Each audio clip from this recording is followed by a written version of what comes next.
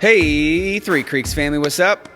Joel is here. I'm here with your boy, The fourth. John Willie Scott the Fourth.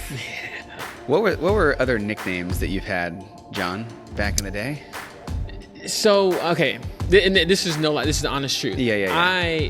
No, wait, well, don't lie. Right. That would be terrible. Tell the truth. A lot of my white friends in high school would call me Johnny. Wow. That was, I have no idea, but it just stuck. Is that a white thing, though? I don't want to say that it is, but I don't know any other. Have you ever had a black friend call you Johnny? No. Never had a black friend call me Johnny, but all my black friends swore that my name wasn't John, it was Jonathan. Right.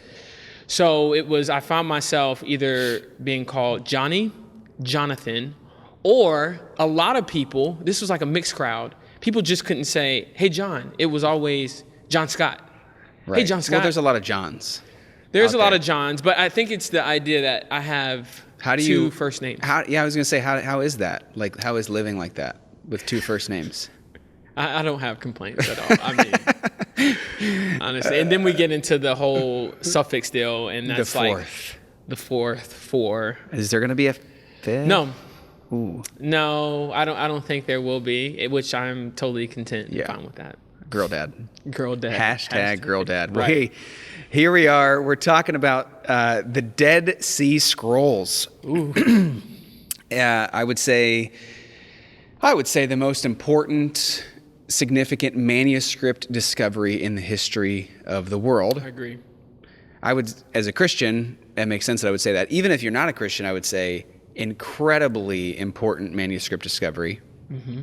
And fascinating. So John and I got together and we kind of wrote out 5 questions that we feel like will guide the conversation. And we're just going to kind of go back and forth and answer them. Maybe some of this stuff hopefully we can share some stuff that they don't know. Yeah. And honestly, some stuff that I didn't know. For sure. I would say even after, if you're listening to this, even after listening to it, there's so much stuff that we're not going to be able to cover, obviously, with the time that we're given. In the time that I've spent studying it to prepare for this, there's so much of a fascination that even afterwards, I'm going back. I got to figure out some more and find out some more stuff. So It's very interesting. Yeah. And a lot of this, I think you'll see it kind of as we break it down, but a lot of this it originates in that silent era of the Bible. So if you're following along in the series Clarity with Three Creeks, then, we just talked about the silent area, essentially a 400-year period where there wasn't fresh prophetic revelation from God. Right. Nehemiah was, doing his thing, rebuilding the wall and the people and all that. And then the next thing you read in the Bible from a history perspective is the book of Matthew, the arrival of Jesus. Well, there's 400 years in there. And I kind of explained in that message some different things that happened. And this happened in the silent era, which is fascinating. So it is. I guess the first question that we should ask, just to lay the groundwork, is what are they? Yeah. What are the Dead Sea Scrolls? I imagine maybe you've heard the term. If you haven't heard the term, then awesome and welcome to it. The Dead Sea Scrolls are essentially a collection of manuscripts that were discovered in the 1940s and 50s. And they were written 150 BC. So you're talking about over 2,000 years ago. And what happened in I think it was 1946, 1947 is my best guess. Maybe there were literally some kids on the northwest shore of the Dead Sea who were shepherds. So sheep go where they want to go. You just kind of keep them together. And these kids threw a rock into a cave and heard something break. Yeah. And it was not the sound of a typical rock just hitting, and they heard something break. Yeah. And so they crawled down in there. It actually takes, I want to say, 9 months to a year for it to come to fruition, where archaeologists and these people that are digging it up are actually seeing what happened. But the whole thing originates when these kids throw a rock into a cave and something breaks. This is in an area that is inhospitable. It is rocky cliffs. I've actually been there. I went there in 2014 and you don't get to go to the caves because like I'm gonna tell you later, they're still discovering things. Yeah. So they keep the Joels out of the caves. But you literally stand there on this, they have this platform built where you can look over the caves of Qumran where all of these were found. Then you're trying to imagine, like, there's hundreds, maybe thousands of them, and you're like, I wonder if it was that one or that one. But it's just crazy to think about. There's a city named, you can talk about this in a second, but called Qumran, which is essentially unearthed after they discovered the Dead Sea Scrolls. And it's just amazing. Literally, like, on these scrolls, there's hundreds of, thousands of little pieces. Some of them are big pieces, some of them are little pieces. They piece them all together. And literally, the scrolls describe, like, where the city is compared to where these things are hidden. Mm-hmm. And so because of that, they're able to unearth the city of Qumran, which is, like, right around the bend. I don't know exactly where it is, but it's close. Aren't the caves, like, some of them are, like, on the side of, like, the city sits on top and... Yeah, I don't know, but I think the whole area, from what I can remember, is rocky, uninhabitable land of just, like, tough, gritty. It's like hiking in the mountains of Colorado type stuff. Yeah. So hundreds of manuscripts found, 10 different caves. I'll let you kind of answer the next question and take us into more detail. So like, what was actually in the pots? What are in the pots? Yeah. So I think you hit on it a little bit. It's just like manuscripts of majority. What I've discovered is a lot of the Old Testament, the whole, like, Old Testament book, apart from the book of Esther, has been discovered and found within these different caves, these different pots and stuff that have been discovered. So it's a lot of, like, biblical content that we have here today. Also, just what I found out is it's not just the Bible, but it's also just details about accounts of different religious communities, which you'll discuss who we believe wrote it, but just different religious communities and how they conducted themselves. It really gives detail to a lot of, I would say, more detail to a lot of the Bible that we have here today. And so a lot of manuscripts of the Old Testament. I think one of the biggest ones that were found was the book of Isaiah. It was like, I don't know how big that it actually was, but it was like the full book of Isaiah. Yes. On one scroll. Yes. That would take a while. Right. So crazy. Yeah. Some of them written on leather. Right. Some of them written on papyrus. One of them written on copper. They really wanted it to keep. Right. Had to. Some of it written in Hebrew, which was the language of the Old Testament, but probably 500 BC, it became kind of more of a historical language and not a spoken language. Yeah. Some of it written in Hebrew, some of it written in Aramaic. Right. Which is the language that would have been like what Jesus spoke. Mm-hmm.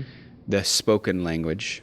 And then a lot of it written in Greek, which points to what I shared in the Silence Message last week during that Hellenistic period where Alexander the Great's trying to conquer the world. Mm-hmm. 72 people go onto an island for 72 days and translate the whole Bible into Greek. Yeah. So that everybody can read it. Yeah. So kind of fascinating. Yeah. Right? Yeah, for sure. 800 to 900 different manuscripts when you piece all the pieces together. Yeah. So it's not like one little book. You know what I mean? It is a ton of these things. I saw pictures of, they had some, like we talked about, the book of Isaiah, this huge long scroll. Yep. There were some where it was like medium size, and then all the way down to small fragments where I'm saying they're using tweezers to try to piece together some of these manuscripts to find out like the meaning of what it is. So crazy. So cool. Yeah. So who wrote them? Who put them there, right? Yeah. Couple different trains of thought, couple different hypotheses, I think is a good word when you're talking about scientific archaeology. Yeah. A couple different thoughts. I think the most widely recognized and probably the most likely would be that there was a sect of Jews called the Essenes. Mm-hmm. You've probably heard of the Pharisees. Maybe you've heard of the Sadducees. Right. The Essenes are another sect of Jews. Think, I don't know. Think very religious, very devout, very intellectual, smart, wanting to guard, like the guardians of history, the guardians of theology. They, when in the Hasmonean era, when the Christians are starting to get persecuted, the Essenes, they move out of town. They move and they have their own settlement at Qumran, and they see that in the Hasmonean period, everybody's trying to destroy every copy of the Bible that exists. They take it upon themselves to sit and copy all of these manuscripts of the Old Testament. Mm-hmm. And this is, I'm going to guess 150 BC. This is my best guess. Yeah. Somewhere between 250 and 100 BC, I would say. Interesting that I don't remember what it was called, but in 135 AD, so this is 100 years after Jesus, there was a intense persecution of Christians in Jerusalem, in Israel at that time, 135. And so it would have made sense that, we've talked some about the Jews having to disperse and having to go all over the world and kind of flee religious persecution. In 135 AD, it would make sense that the Essenes would have been pushed from Qumran. And what I read and what I've heard from a number of different, I feel like, reliable sources, is that it would make sense for the Essenes to have copied these down, to not have really been able to carry them everywhere they went as a people as they were fleeing. Right. So they stuff them in these clay pots and they hide them in these caves with the idea that they will come back and come back to them, but they don't. And so they sit there for 1,800, 1,900 years, and other historians, Pliny the Elder, Josephus, a lot of people talk about these Essenes being what we described. And that story, to me, if you look at the history and you look at their character and you look at what they would have done, that story checks out as, man, they stuffed them in these things to preserve them, to preserve the Old Testament. Right. And they put them in these caves, and then they're not discovered till a shepherd boy throws a rock. Crazy. It is. Crazy. It is. I was reading that as well, and I did come across how they were saying, like, there was this intent to possibly come back and get them, which, I don't know, it's interesting we to me. can't know that for sure, but it would make sense. Yeah. Like, when you do a time capsule box in your yard, the idea is that, like, you're going to go get it someday, right? Right. Yeah. It's so interesting, cool. though. So obviously, we have other historical documents from this era, but like Josephus's Antiquities of the Jews or other people that wrote, Alexander the Great, and we have stuff that they wrote. But these were hidden in a cave for 1,800, 1,900, 2,000 years. Yeah. How did they keep so well despite not being guarded, protected, copied, etc.? Yeah. You got elements of like just storms and all of that. What do you call that stuff?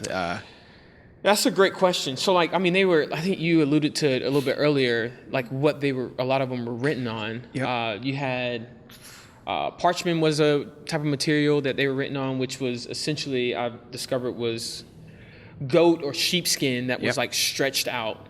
And so you can imagine in that way, with that could keep pretty well. Also stored within a jar of clay, it could keep pretty well in that way. Papyrus, that material, if you were familiar with that, I'm not, but I'm familiar with the font, right. that I've never used. But other than that, but I discovered through studying this that material is also a very thick, rigid, like it could hold up pretty well despite different elements. And then you had some that we talked about written on tin or metallic scrolls that they have found. Yep. You got to know that stuff is going to be heavy duty to be able to keep over time. And so we're not talking about our everyday, wide notebook paper that you pull out of a notebook. This was some very heavy duty, hardcore stuff to be able to upkeep over all those years. I read this one thing. I just found it to be fascinating. There was a group from MIT that kind of was studying what it was made of, kind of. And this is what I read. It said the mixture that was used on the temple scroll. So after they would write it, they would like seal it. Like you and I seal our kitchen tables with, what do you call that stuff? Clear. Don't make me lie. What's I'm looking at clear juice. You know what I'm talking about.